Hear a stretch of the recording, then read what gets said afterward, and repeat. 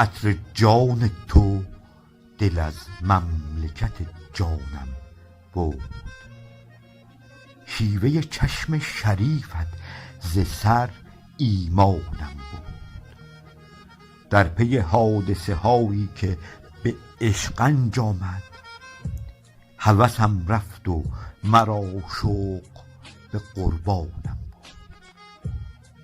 فرصت چشم نجیبت به نگاهی که گذشت، داستانی است که در جرگه خوبانم بود.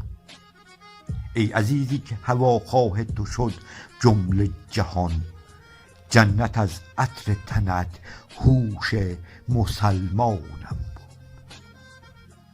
در سراپرده عشقی که زند راه خیال، خاطر خوب تو جان را چون نگهبانم بود. گر به سر پرده زند سوز به دل تحریرم، هان بدان نکهت تو ذکر غزل خوانم بود. به کف اکسیر جوانی به لبت شهد فرح، شوخ چشمان تو سر در پی احسانم بود.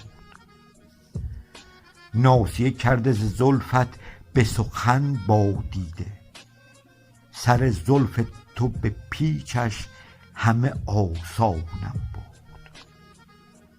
نزهت نهضت عشق تو گریزی ندهد، زان نوالیدن و عشقی که گریبانم بود.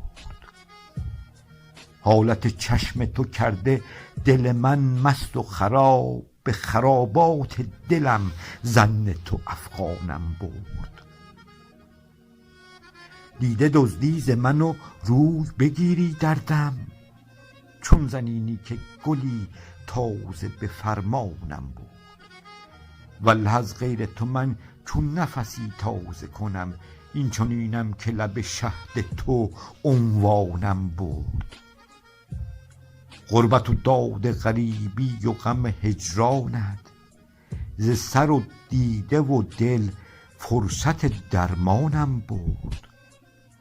تا به کی دوری تو دل ببرد جان بدرد، کم کن این هجر که در غصه فراوانم بود. طالب از مرحمت یار چه می دانی تو، نوش و لبخند و نگاهش سر پیمانم.